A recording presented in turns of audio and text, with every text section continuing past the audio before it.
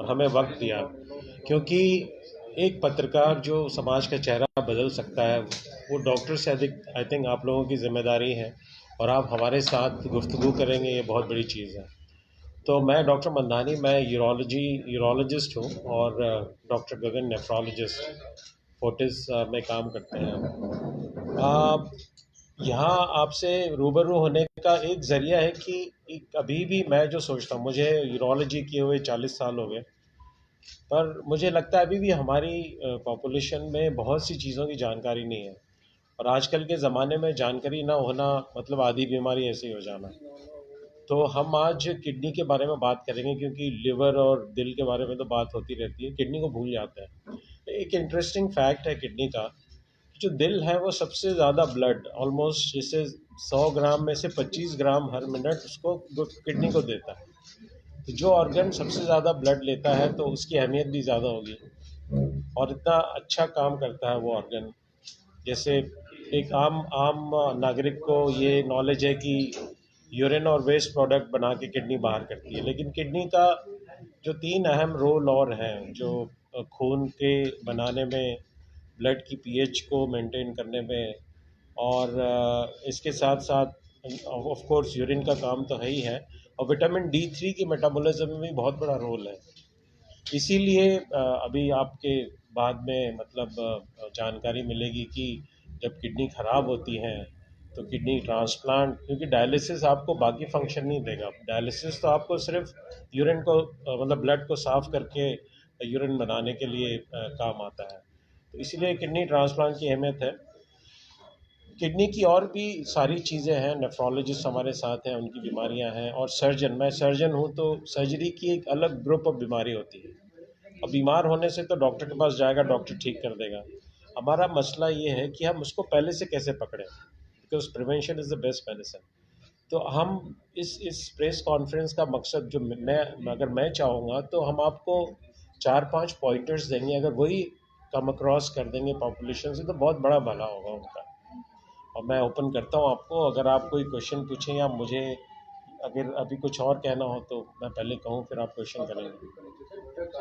Kidney को कैसे आप बचाया जा सकता है ये तो। अब मैं एक्चुअली, ये डॉक्टर साहब मेडिकल के बारे में बताएंगे, क्योंकि किडनी का जैसे मैंने कहा 4 काम इम्पोर्टेंट है। तो किडनी की बीमारियां मेडिकल बीमारियां होती हैं जो डॉक्टर साहब कवर करेंगे, और सर्जिकल बीमारी, उसके बारे में मैं 2-3 चीज़ बोलूँगा जो बहुत ही अहमियत रखते हैं।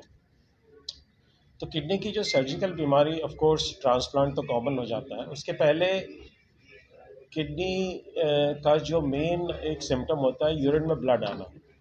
तो यूरिन में ब्लड आना अभी भी हमारे मतलब पढ़े लिखे लोगों में भी एक कॉन्सेप्ट है, खासकर महिलाओं में, कि ये मंथली का ब्लड है। तो यूरिन में ब्लड आना एक बहुत ही बड़ा सिम्टम है, और इसको इग्नोर नहीं करना चाहिए बिल्कुल, क्योंकि ये बताता है किडनी में स्टोन हो सकता है, किडनी में ट्यूमर हो सकता है।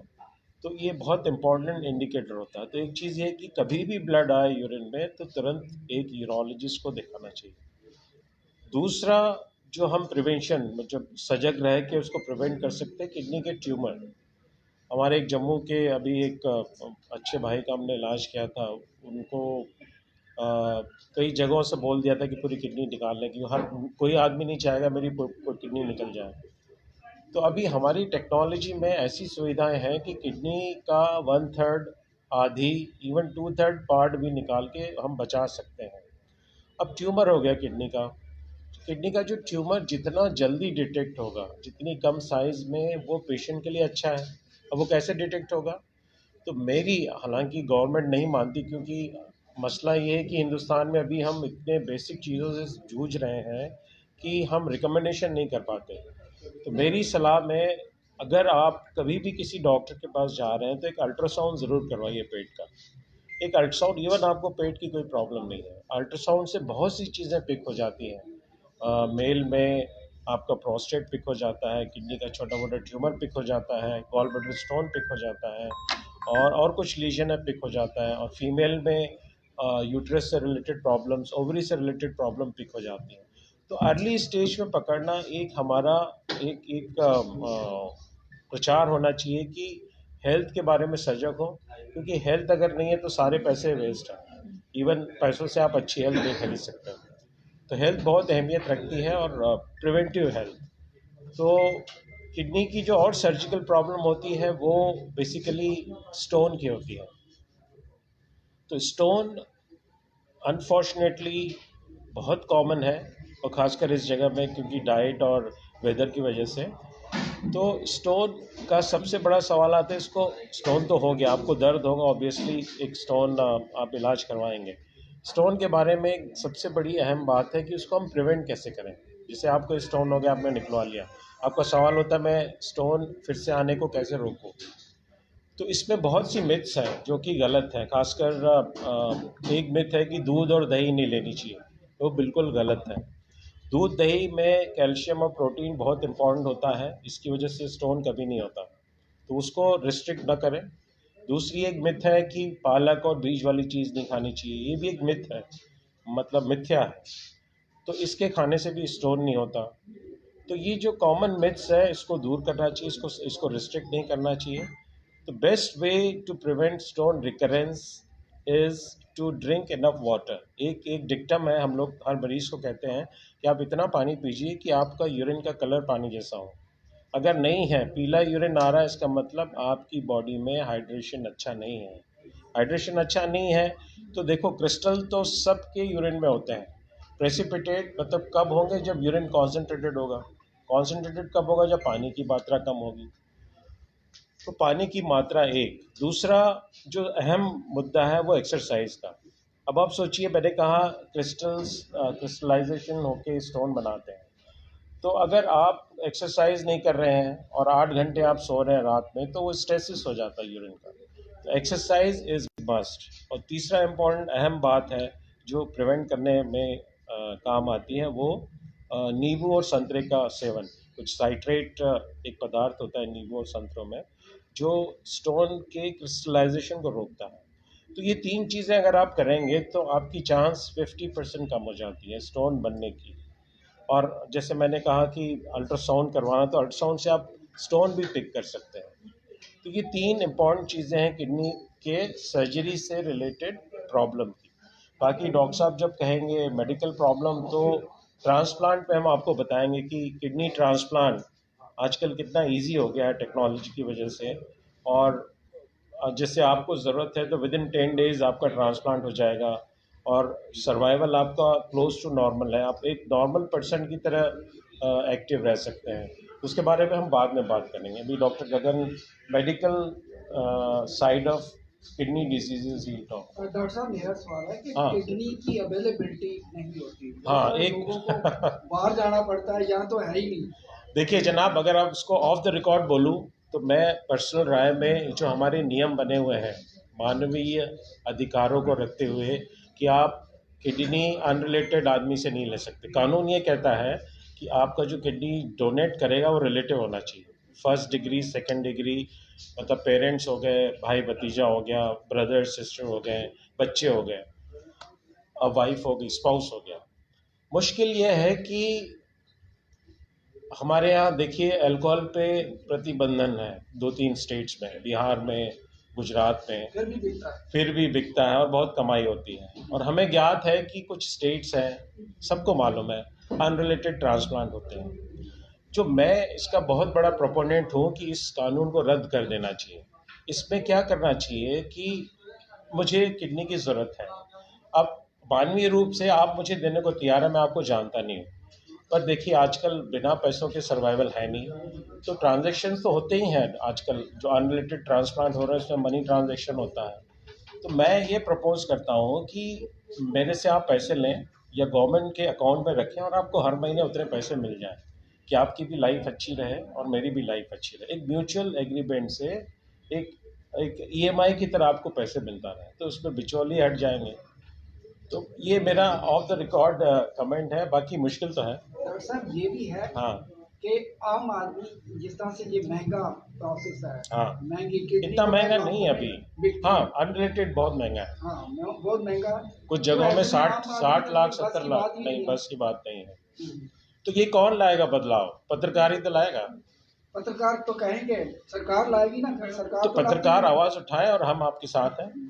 सर आपने किडनी ट्रांसप्लांट की जो है वो बात की मेन क्या इसके अलावा जो बाकी ऑर्गन्स हैं उनकी ट्रांसप्लांटेशन जो है वो इजीली हो रही है अगर हम किडनी की बात करें? हाँ हाँ, ट्रांसप्लांट हमारे यहाँ अनफॉर्चुनेटली वो आए नहीं, डॉक्टर धीर हार्ट ट्रांसप्लांट करते हैं वो, लीवर ट्रांसप्लांट बहुत कॉमन होता है। तो अभी फोर्टिस में अभी ट्रांसप्लांट अगर फोर्टिस छोड़ दीजिए तो ऑलमोस्ट आँख का तो बहुत कॉमन है, तो लीवर, किडनी, पैंक्रियास बहुत कम होते हैं इंडिया में। लंग ट्रांसप्लांट हो रहे हैं, लंग ट्रांसप्लांट, हार्ट ट्रांसप्लांट और स्किन ट्रांसप्लांट, और कुछ जगहों पे इंटेस्टाइन ट्रांसप्लांट भी हो रहे हैं। सर डायबिटीज कितना इफेक्ट करती है? ये डॉक्टर साहब एक्सपर्ट। देखिए ऐसा है कि सबसे इम्पोर्टेंट आप अपना ही डाटा देख लीजिए। जम्मू का जो डाटा अवेलेबल है ICMR गाइड उसके अंदर डाटा के अंदर, तो 1990 में आपके यहाँ पे सिर्फ 0.9% डायबिटिक पॉपुलेशन रिकॉर्डेड, अब वो बढ़ के 1.9%। 1990 में जब बीमारियों से सबसे ज़्यादा कॉमन बीमारी जम्मू में डायरिया डिजीज़ के बारे में बताया गया, तो उसके बाद हार्ट डिजीज़ के बारे में, लेकिन आज वो डायरिया डिजीज़ कम 6 या 7वें नंबर पे है और हार्ट और सारी क्रॉनिक डिजीज़ ऊपर है। तो क्रॉनिक डिजीज़ में जो भी डिजीज़ हैं उसमें जो क्रॉनिसिटी का कारण है जिससे वो क्रॉनिक डिजीज़ बनती है, चाहे वो क्रॉनिक हार्ट डिजीज़ हो, चाहे वो क्रॉनिक लिवर डिजीज़ हो, चाहे वो क्रॉनिक किडनी डिजीज़ हो, तो जो भी क्रॉनिक डिजीज़ बन रही है उसके पीछे बीमारियां हैं। क्यों वो क्रॉनिक बन रही है? क्रॉनिक इसलिए बन रही है कि नीचे डायबिटीज़ बैठी है जो क्रॉनिक किडनी डिजीज़ बना रही है, जिसको हम डायबिटिक किडनी डिजीज़ बोलते हैं। क्रॉनिक इसलिए बन रही है कि अनकंट्रोल्ड ब्लड प्रेशर बैठा है जो कि हार्ट को इन्वॉल्व कर रहा है और किडनी को इन्वॉल्व कर रहा है, तो वो क्रॉनिक किडनी डिजीज़ बन रही है। अगर वो क्रॉनिक किडनी डिजीज़ ही पकड़ लें, तो अगर उस क्रॉनिक किडनी डिजीज़ को बनने से ही रोक लें तो ट्रांसप्लांट तक तो बात ही नहीं पहुंचेगी। तो वहाँ तक पहुँचना क्यों है? तो प्रिवेंशन तो सबसे ज़्यादा ज़रूरी है।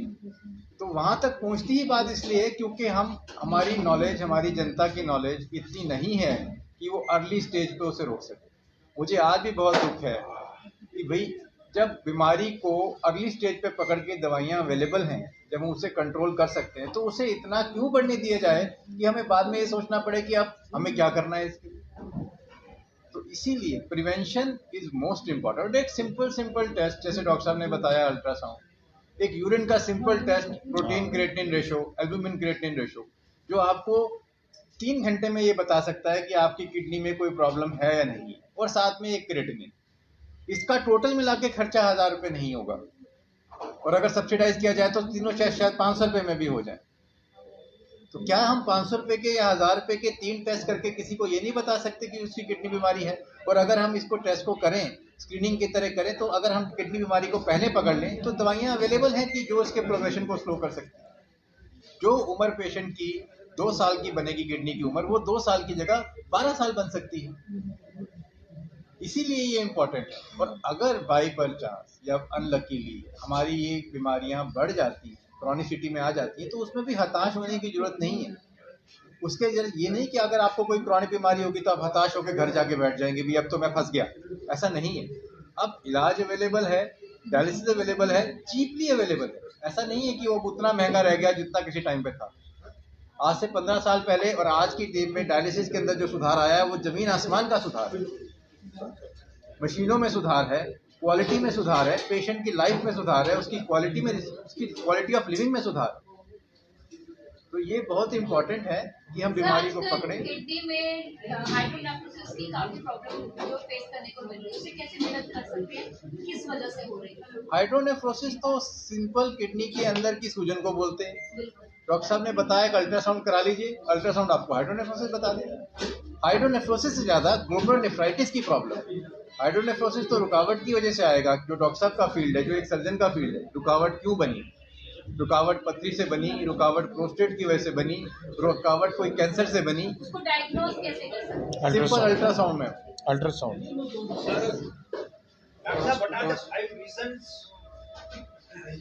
जो किडनी को बचा भी सकती है और खराब भी कर सकती है। 5 रीजंस। देखिए, जो आपकी जनरल हेल्थ, अगर सबसे पहले तो पानी की मात्रा, जैसे मैंने कहा, उतनी होनी चाहिए कि उतनी होनी चाहिए कि आपका यूरिन पानी जैसा लगे, एक। दूसरा, अगर आप डायबिटिक हैं या हाइपरटेंसिव हैं तो आप ज़रूर से अपना यूरिन टेस्ट और अल्ट्रासाउंड करवाएं।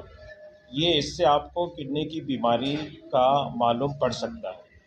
तीसरा, जो मिसयूज़ होता है नेफ्रोटॉक्सिक ड्रग्स का, आए दिन हर आदमी पेट की जलन के लिए एंटासिड खाता है, दर्द के लिए गोलियां खाता है, डाइक्लोफेनेक है और जो टॉक्सिक ड्रग है।